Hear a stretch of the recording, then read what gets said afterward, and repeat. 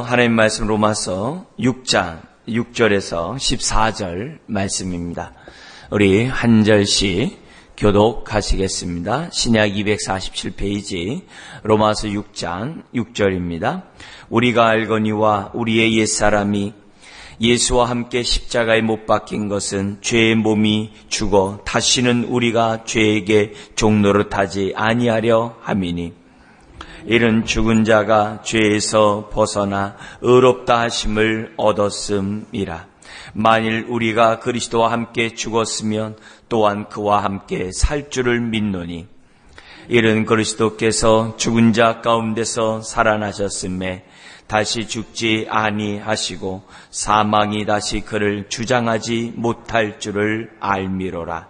그가 죽으심은 죄에 대하여 단번에 죽으심이요 그가 살아계심은 하나님께 대하여 살아계심이니 이와 같이 너희도 너희 자신을 죄에 대하여는 죽은 자요 그리스도 예수 안에서 하나님께 대하여는 살아있는 자로 여길지어다.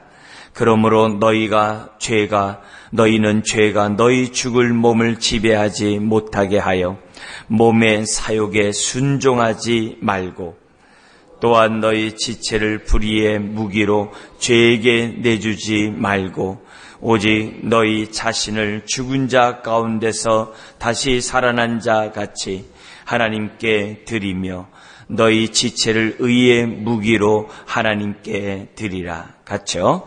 죄가 너희를 주장하지 못하리니 이는 너희가 법 아래에 있지 아니하고 은혜 아래에 있음이라. 아멘.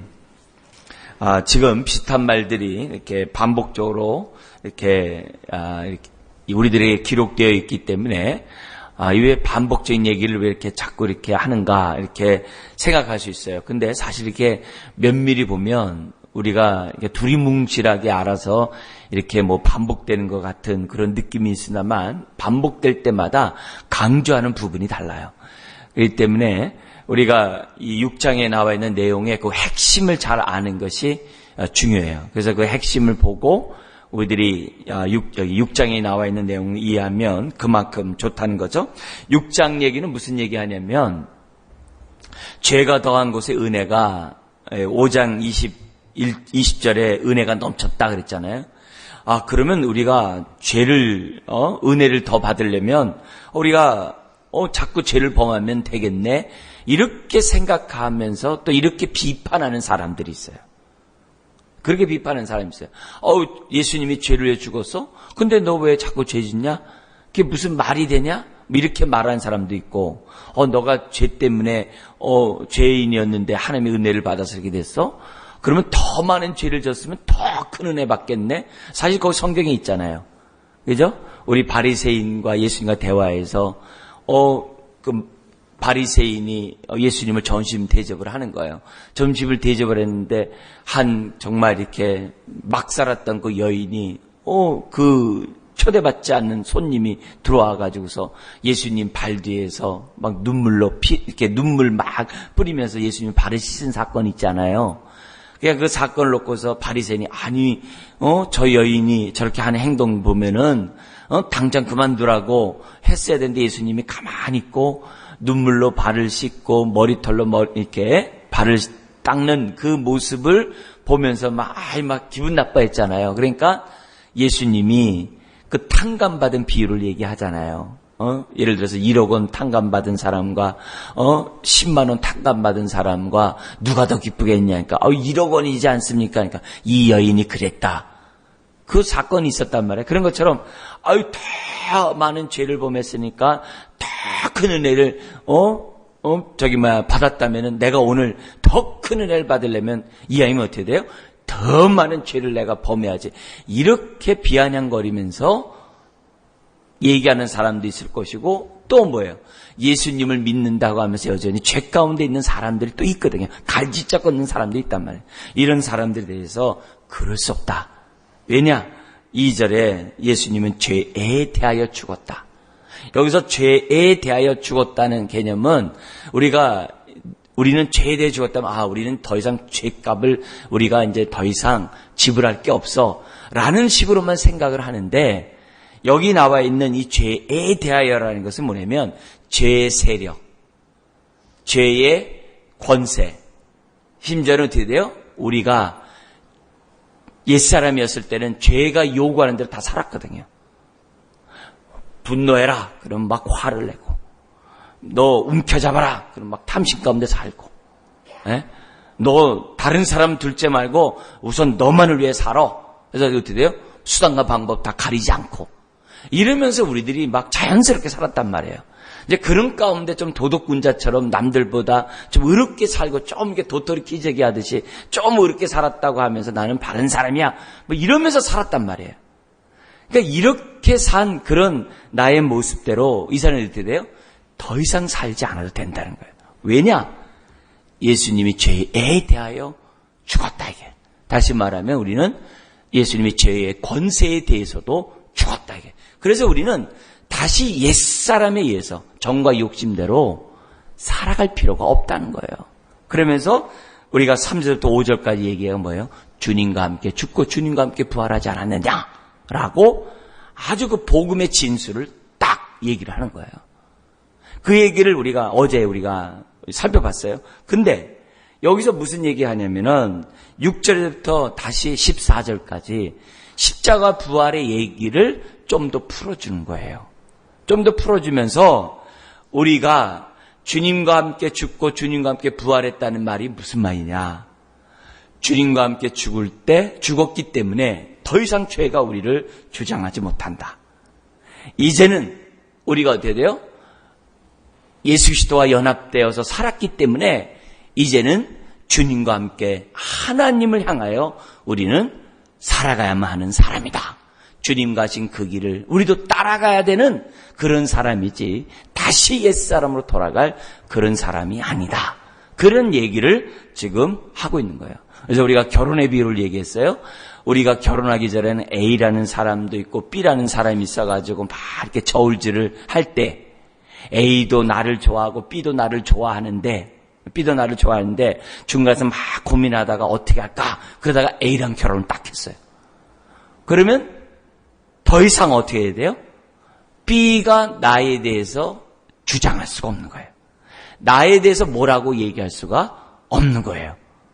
그런데 내가 만약에 결혼했음에도 불구하고 A랑 B가 요구하는 대로 자꾸 행동하면 어떻게 돼요? 그럴 수도 없는데도 그렇게 행동하면 어떻게 돼요? 그럼 말도 안 된다는 거예요. 말도 안 되잖아요. 그 얘기를 지금 6장에서 우리들에게 하고 있는 거예요. 그럴 때마다 더욱더 어떻게 돼요? 나는 A랑 결혼했으니까 A에게 헌신하고 A와 함께 나는 살아야지. 하나님을 향하여 살아야지. 이렇게 생각하는 게 정상이 아니냐 이게예요. 그걸 우리 염두에 둬야 돼요. 심지어 또 극단적인 얘기를 할 수 있어요. 내가 B라는 사람하고 죽자 살자 내가 너무 사랑해가지고 그냥 그렇게 막 살았어요. 너무너무 좋았어요. 근데 부모님이 너 B랑 결혼하지 말고 A랑 결혼해. 그러니까 열심히 B하고 막 사이좋게 막 살았는데 갑자기 A랑 결혼하려는 거예요. 근데 딱 보니까 A가 더 나아요. 예를 들어서 A가 더 난 거예요. 정말 우리 부모님이 정말 안목이 있으시구나. 그래서 A랑 결혼을 딱 했네요. 엊그제까지만 해도 B랑 죽자사자 좋아하면 살았는데 갑자기 A랑 결혼했네요. 감정은 아직 그렇게 없어요. 근데 보니까 A가 너무 좋은 거예요. 그래서 A랑 결혼 딱 했어요. 근데 B라는 친구가 아니 넌 어제까지 나랑 죽자살자가 해놓고서 지금 뭐냐. 너 엄마 말 듣지 말고 아빠 말 듣지 말고 나랑 같이 야반도주 하자. 그럼 야반도주 해야 됩니까? 말이 안 되잖아요. 부모가 탁월하게 선택해가지고서 베풀어준 그 A라는 배우자가 나에게 어떻게 돼요? 여러모로 낫거든요. 아직 감정은 따라가지 않았지만 낫거든요. 그러면 어떻게 돼요? 야반도죠. 당신 이제 정신 차리세요. 하고 걷어차는 게 정상적인 거 아니겠어요?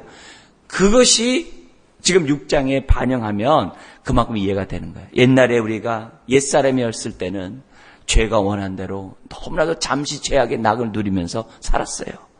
그러면서 그것이 죄인지도 모르면서 낙을 누리며 살았어요. 그렇게 살았어요. 근데 예수 그리스도를 딱 만난 거예요. 빵 만나고 나니까 그 다음부터 돼요. 옛사람은 더 이상 재미가 없는 거예요. 옛사람에 의해서 잠시 죄악의 낙을 누린 게 재미가 없는 거예요. 이제는 예수 그리스도와 합하여 한 몸이 되었으니까 예수 그리스도 안에서 어떻게 돼요? 영생을 맛보면서 하나님의 은혜를 맛보면서 하루하루 살아가는 그런 존재가 되었다는 것을 성경 우리들에게 가르쳐줘요. 그래서 자꾸 정과 욕심이 생겨날 때마다 뭐예요? 우리 어제 봤던 것은 나는 죄에 대하여 죽었어. 예수님과 함께 이렇게 선언하라는 거예요. 그 얘기가 이제 구체적으로 6절 이하에 어떻게 나타나면 선언하는 것으로만 끝나지 말고 나는 이제는 예수 그리스도와 함께 사는 거야. 빌립보서 얘기를 한다. 갈라디아서 얘기한다면 이제는 내가 사는 것이 아니라 내 속에 있는 그리스도가 산다라고 고백하는 거와 똑같다는 거예요. 그래서 내가 예전엔 죄의 몸이었더니 이제는 의의 몸이 되었다. 옛날엔 죄의 종이었다니 이제는 의의 종이 되었다. 이제는 죄가 더 이상 나를 명령하거나 주관하지 못하리라. 나는 이제부터 의의 삶을 살리라. 그 얘기가 지금 6절 14절에 설명합니다. 그러면서 우리 잠시 자세히 보도록 하겠습니다. 6절입니다. 우리가 알거니와 우리의 옛사람이 예수와 함께 십자가에 못 박힌 것은, 여러분, 옛사람은 끝났어요. 옛사람은 끝났고 이제는 새 사람이 된 거예요. 옛사람이 예수와 함께 십자가에 못 박힌 것은 그 다음 말이 중요해요. 죄의 몸이 죽어 다시는 우리가 죄에게 뭐 하지 않는다고 그래요? 종노릇 하지 아니하려 함이라. 종은 뭐예요? 주인의 말을 들어야 돼요. 옛날에 내 주인이 누구예요? 죄예요. 그래서 나는 죄의 종이었기 때문에 죄가 명령하는 대로 나는 어떻게 돼요? 살았어요. 그래서 내 몸이 어떤 몸이 되었어요? 죄의 몸이에요. 그러니까 6절에 옛사람과 죄의 몸은 다른 거예요. 이거 착각하면 안 돼요. 옛사람은 이미 죽어 없어진 거예요. 그래서 우린 새 사람이 되었어요. 근데 우리 안에 뭐가 남았냐면 몸이 남았어. 이 몸이 남았는데 이 몸은 어떤 몸이냐면 중간이에요. 어떤 몸이에요? 죄를 지을 수 있는 몸도 되고 의를 위해서 살 수 있는 몸도 되는 거예요. 근데 과거에는 어떻게 돼요? 무조건 죄가 원하는 대로 살았던 죄의 몸이었어요. 근데 예수님을 믿고 난 다음부터는 이 몸이 하나님을 위해 살 수 있는 의의 몸이 된다는 거예요. 너의 몸을 산 제물로 드려라. 우리 그 규제를 알죠? 로마서 12장에 그런 몸이 있다는 거예요. 그러니까 이 몸은 더 이상 뭐예요? 죄의 뭐예요? 종노릇하는 옛 몸이 아니라는 거예요. 죄의 몸이 아니라는 거예요. 그걸 여러분이 기억해야 돼요. 그래서 우리의 몸을 갖다가 항상 하나님의 선하시고 기뻐하시고 온전한 뜻을 분별하는 가운데 우리의 몸을 하나님 앞에 드리기를 힘쓰는 저와 여러분들이 돼야 돼요. 옛사람은 끝났어요. 근데 이 몸이 죄의 몸이 되도록 해서는 안 되는 거예요. 그러면서 7절에 이렇게 얘기해요. 이는 죽은 자가 죄에서 벗어나, 죽은 자가 죄에서 벗어나 의롭다 하심을 얻었습니다. 그러니까 주님과 함께 죽고 주님과 함께 부활했다는 거예요. 연합되었다 이게. 그러면서 8절 9절에 다시 설명하면서 10절에 요약을 하는데요. 뭐라고 얘기하면 만일 우리가 그리스도와 함께 죽었으면 또한 그와 함께 뭘 믿어요? 살 줄을 믿노니. 주님과 함께 부활할 것을 믿어요. 믿어요. 우리는 정말 썩지 않은 그 몸으로 부활할 것을, 이 몸이 부활할 것을 우리는 믿어요. 그죠? 아멘이죠? 그거는 썩지 않을 영화로운 몸이에요. 주님 같은 몸이 될 걸 믿어요. 아주 100% 영화로운 몸이 될 것을 믿어요. 근데 9절 보세요. 이는 그리스도께서 죽은 자 가운데서 살아나셨음에 다시 죽지 아니하시고, 예수님 다시 죽지 않아요. 사망이 다시 그를 주장하지 못할 줄을 알미로라. 그래서 예수님은 다시 죽지 않아요. 지금 하나님 보좌 우편에서 어떻게 돼요? 영원한 생명을 우리 주님이, 예수님이 하나님 앞에서 지금 뭐예요? 누리고 계시고 계세요. 그러면서 이렇게 얘기해요. 그래서 10절 이렇게 돼요. 그가 죽으심은 죄에 대하여 단번에 죽으심이요. 그래서 우리의 모든 죄값은 다 지불했어요. 미래에 지을 죄값도 다 지불했어요. 그래서 죄에 대하여 단번에 죽으시며 그가 살아 계심은 하나님께 대하여 살아 계심이니. 근데 이 살아 계심이 현재예요. 현재형으로 되어 있어요. 그래서 지금 계속 살아있다는 뜻이에요. 그런 것처럼 11절 같이 한번 너무 중요해요. 같이 한번 읽겠습니다. 이와 같이 너희도 너희 자신을 죄에 대하여는 죽은 자여 그리스도 예수 안에서 하나님께 대하여는 살아있는 자로 뭐하라고요? 여길지어다. 여길지어라는 것은 뭐냐면 이 법정에서 쓸 때는 그렇게 판단하는 거예요. 판결을 내리는 거예요. 그리고 이성적으로 뭐냐면 그렇게 확신하면서 생각하라는 거예요. 그래서 우리가 기본적으로 뭐냐면 죄에 대하여는 이제는 죽은 거예요. B는 이미 끝났어요. 이제는 어떻게 돼요? 그리스도 안에서 하나님께 대하여 어떻게 해야 돼요? 살아있는 자로 여길지어다. 여태 살아있다는 것은 현정으로 되어 있어요. 그러니까 예수 그리스도를 믿고 의롭다함 받는 그 순간부터 이제는 옛사람은 죽었고 새사람이 되었고 이제는 죄의 몸이 아니라 의의 몸으로 살아갈 수 있는 존재가 되었다라고 지금 11절은 우리들에게 확신을 주고 있는 거예요.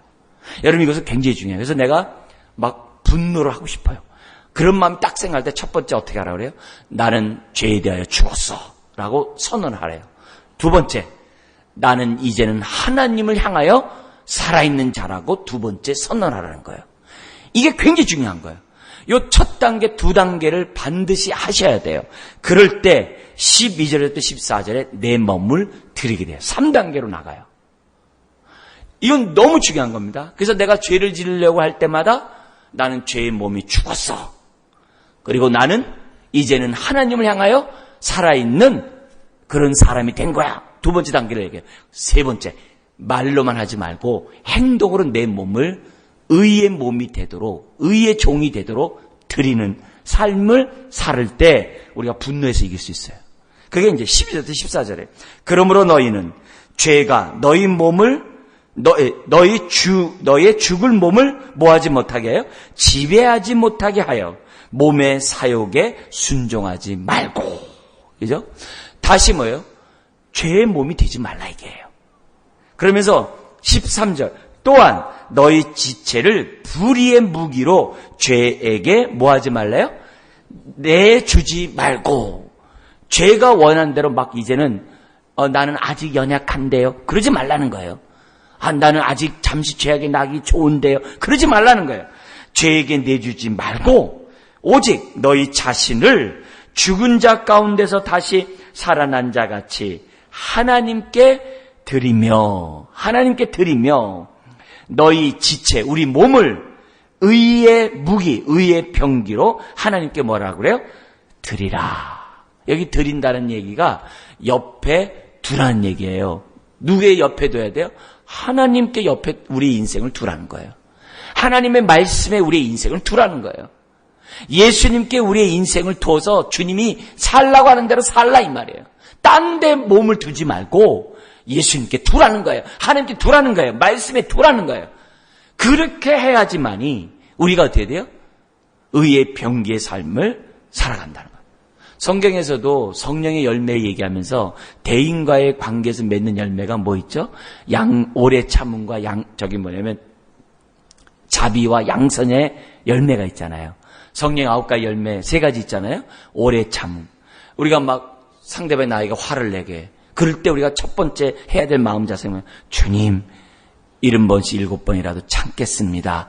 오래 참아요. 근데 참으려는데 이게 자꾸 막 불이 막 올라오는 거예요. 참으려고 하니까 이 올라오는 거예요. 바로 그때 참을 때 뭐냐? 그래, 나는 이 분노하는 이 죄의 몸을 이미 나는 주님과 함께 죽었어. 이렇게 생각하면서 참으라는 거예요. 그냥 하지 말고 나는 주님과 함께 죽었어 하고 참으라는 거예요. 근데 두 번째가 뭐예요? 자비를 베풀래요. 거기서.